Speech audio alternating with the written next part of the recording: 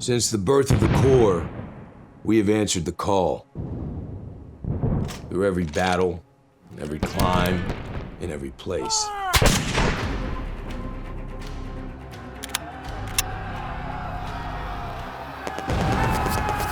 No matter the odds, no matter the obstacle.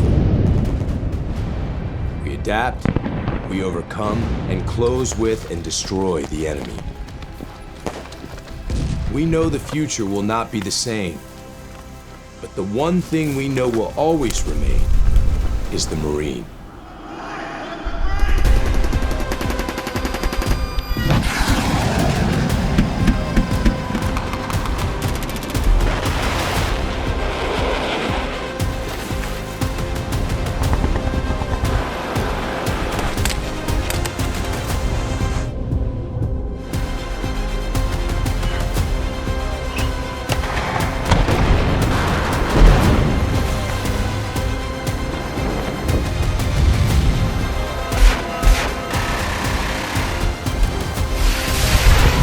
For 250 years, we have formed ranks and held the line. And we will for the next 250.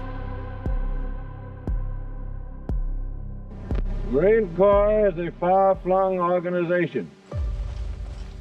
Detachments of Marines are serving in every Navy yard, naval station, and guarding every naval activity everywhere in the world.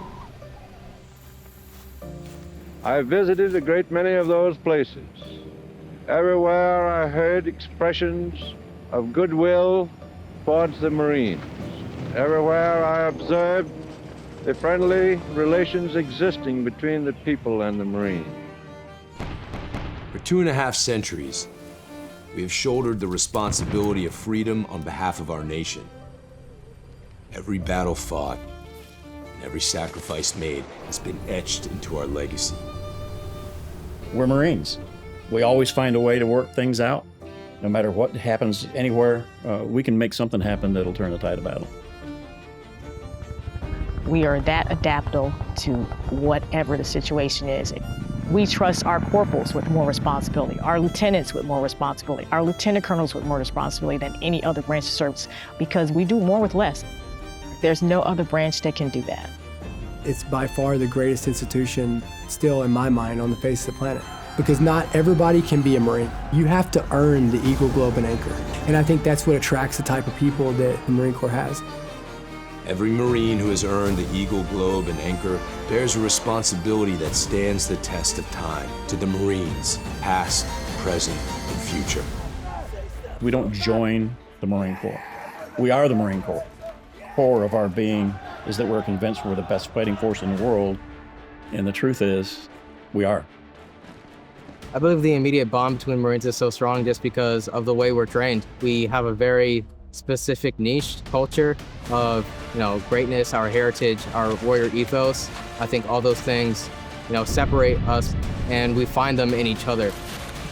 You may have a reason why you join, but there's a reason why you stay. You stay because of everything you're learning about how to be a warrior, how to maintain those warrior ethics, so that when that bomb goes off, you're ready to do your part. As Marines, our warrior mindset is something that can never be defeated. For 250 years, the Marine Corps has been successful because that's the only option. Success is all we know. The character of war has and will continue to change. We have adapted, evolved, and innovated, but our warrior spirit remains consistent. The nature of war is taking something that somebody else has that you want, and it's never changed, probably never will change. The character of war, however, has changed a lot. World War II, we used ships, planes, bombs. All the way to today, we use, as you can tell by the news, we use ships, planes, bombs. We just have a lot better technology. I don't know that one battlefield's ever been the same for any generation. The types of war, the ways of war, all that is constantly going to be changing.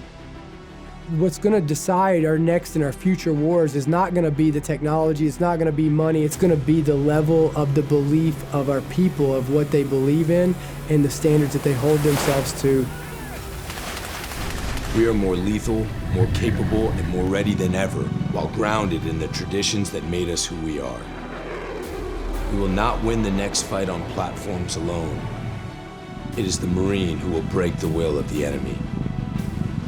As Marines, I believe the most powerful aspect of our training and such an important part of who we are, holding on to that history that came before us. The Marine Corps is lethal because of our willingness and our eagerness to take the fight to the enemy in any clime or place and win those battles, sometimes at any cost. Our history is not only a story of battles won, it is a story of people, of commitment, of family.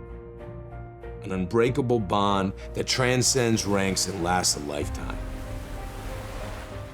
I think the only way to honor them is to live a life that's worthy of their sacrifices. And the only way that you can do that is by going out and being the best that you can be, by going out and by still upholding those standards as a Marine, by celebrating them, by telling their stories and giving the next generation some legacy to live up to. Cream rises to the top. And that's what we have in the Marine Corps today. The Marine Corps is the operational Marine Corps, but there's another aspect of the Marine Corps. It's the former Marines or former active duty who are out there in all walks of life. It's amazing when you think of it. Being in service was a privilege. It was the best time of our lives, but it was a sacrifice. And your family is part of that sacrifice. And Marine wives or Marine spouses, they deserve a lot of credit as well. The kids being uprooted, moving, it's a sacrifice to serve our country. Without the support of their loved ones and their immediate family, it's hard for them to complete their job. So again, it's so important for military families and Marine Corps families to understand that their role and the role that they play in supporting their loved one while serving is just as important. For 250 years, we have proven there is no better friend and no worse enemy than a U.S. Marine. For those people who wish evil upon the greater good, David Bellavia said it best, somebody else will raise your children. To the enemies of our nation, don't get comfortable. Whether you're in the air, at sea, or on the ground, we adapt. We always have, and we always will. If it comes down to one-on-one, mano a mano, and you turn us loose, I can promise you this, you're not going to survive.